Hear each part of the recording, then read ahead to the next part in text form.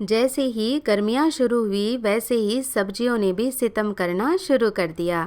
उनके भाव भी सूर्य देवता की तरह आसमान चढ़ गए और दिल पर पत्थर रखकर उन्हें लेने भी जाओ तो हमारे चेहरे की तरह उनके चेहरे भी उतरे पड़े हैं।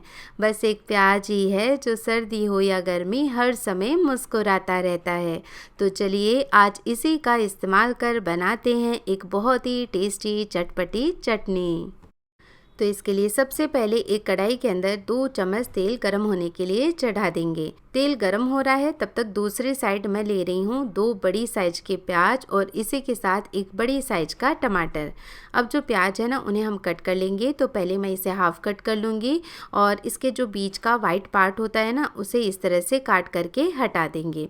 फिर हम इन्हें पतली और लंबी स्लाइसेस में काट करके तैयार करेंगे। तो जो बीच वाला हिस्सा होता है ना वो वैसे भी अच्छा नहीं रहता है तो हमें उसे हटा देना चाहिए। साथ ही जब हम प्याज की स्लाइस करते हैं और बीच वाला हिस्सा जब हम हटा देते हैं यानी जो वाइट पार्ट होता है उसे जब हम हटा देते हैं तो ये जो स्लाइसेस होती है ना वो बहुत ही आसानी से खुल जाती हैं। तो जब स्लाइस आराम से खुल जाती हैं तो प्याज भी पकने में समय कम लेता है और अच्छे से पक जाता है। तो दोनों प्याज मैंने इस तरह से काट करके तैयार कर लिए हैं और इसी के साथ जो टमाटर हमने लिया था उसका वाइट पार्ट भी यानी ये जो बीच वाला पार्ट है उसे हम हटा देंगे और इसे भी मैं इस तरह से बारीक काट करके तैयार कर लूँगी। आप चाहे तो इन्हें भी पतला और लंबा काट सकते हैं। मैं इसे थोड़ा और छोटा कर रही हूँ ताकि टमाटर और भी आसानी से गल जाए। तो जब तक हमने प्याज और टमाटर काट करके तैयार किए हैं तब तक जो हमने कढ़ाई में तेल चढ़ाया था वो भी गर्म हो गया है। तो अब इस कढ़ाई के अंदर सबसे पहले हम 9 से 10 सूखी लाल मिर्च डालकर इन्हें इस तरह से तेल के अंदर क्रिस्पी होने तक पका लेंगे।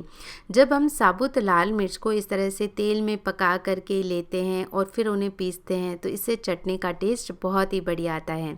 तो लाल मिर्च पकने में ज़्यादा समय नहीं लेती हैं तो इसे लगातार चलाते हुए ही पकाएं। थोड़ी देर में आप देखेंगे कि इनका कलर चेंज होने लगा है, ये काफ़ी अच्छी क्रिस्पी हो गई हैं। तो इन्हें हम वापस कटोरी में निकाल लेंगे। इनका इस्तेमाल हम बाद में करने वाले हैं और इन्हें साइड में रख करके अब जो तेल बच गया है उसके अंदर हम डालेंगे 1 चम्मच साबुत धनिया और इसी के साथ जाएगा इसके अंदर 1 चम्मच साबुत मेथी दाना, 15 से 20 लहसुन की कलियां मैं इसमें डाल रही हूँ। आप लहसुन नहीं खाते हैं तो टोटली स्किप कर सकते हैं। लहसुन की जगह आप इसके अंदर अदरक का इस्तेमाल कर सकते हैं। अब 20 से 30 सेकेंड के लिए सारी चीज़ों को बढ़िया से पका लेंगे। तो जैसे ही इनमें से बढ़िया खुशबू आने लगे यानी जब लहसुन को हम तेल में पकाते हैं ना तो इसमें बहुत ही अच्छी खुशबू आने लगती है उस समय, तब हम इसमें डाल देंगे ये कटे हुए प्याज और इन्हें भी लगातार चलाते हुए पकाएंगे जब तक कि इनका कलर गोल्डन ना हो जाए। तो प्याज को हमने पतला और लंबा काटा है ना तो बहुत ही जल्दी से ये पक जाता है, ज़्यादा समय नहीं लेता है। तो लगभग 3 से 4 मिनट मैंने प्याज को पका लिया है। तो अब इसमें ये कटा हुआ टमाटर ऐड करेंगे और टमाटर के साथ साथ मैं इसमें डाल रही हूँ एक मीडियम साइज का इमली का टुकड़ा।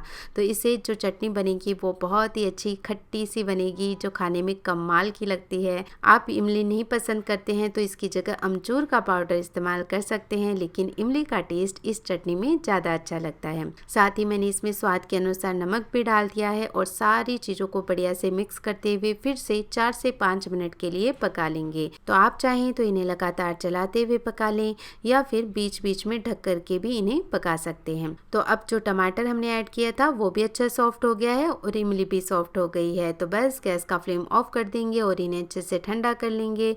तब तक ग्राइंडर जार में हमने जो सूखी लाल मिर्च फ्राई करके रखी थी वो डाल करके ग्राइंड कर लेंगे।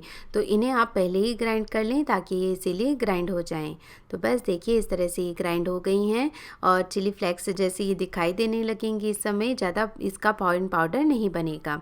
अब जो बाकी चीज़ें हमने पका के रखी हैं वो भी अच्छी ठंडी हो गई हैं तो इनको भी ग्राइंडर जार में डाल करके ग्राइंड कर लेंगे। तो अब जो सूखी लाल मिर्च थी जो मोटी थी वो क्या होगी कि इनके साथ पीस करके एकदम बारीक हो जाएगी। तो इस तरह से ये चटनी का पेस्ट बन करके हमारा तैयार हो गया है। इसे पीसते समय आपको पानी वगैरह कुछ भी इस्तेमाल नहीं करना है।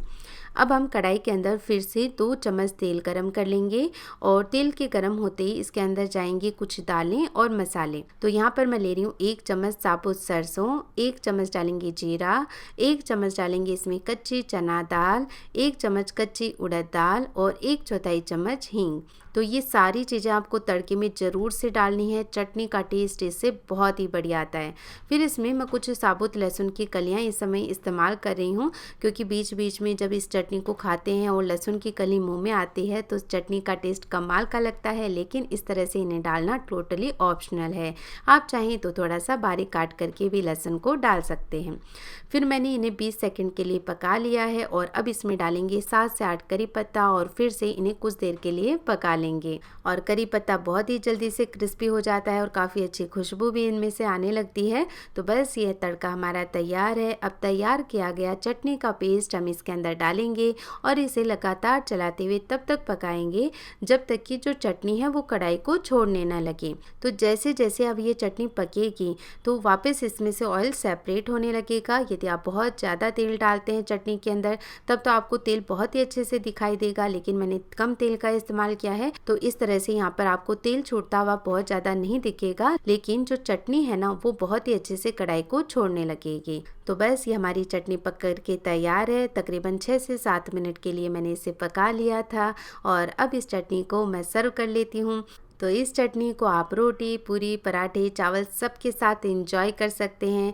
ऐसे साइड डिश भी आप इसे सर्व कर सकते हैं। और यदि आप इसे स्टोर करना चाहते हैं लंबे समय के लिए तो किसी भी एयर टाइट कंटेनर में लंबे समय तक फ्रिज के अंदर स्टोर भी कर सकते हैं।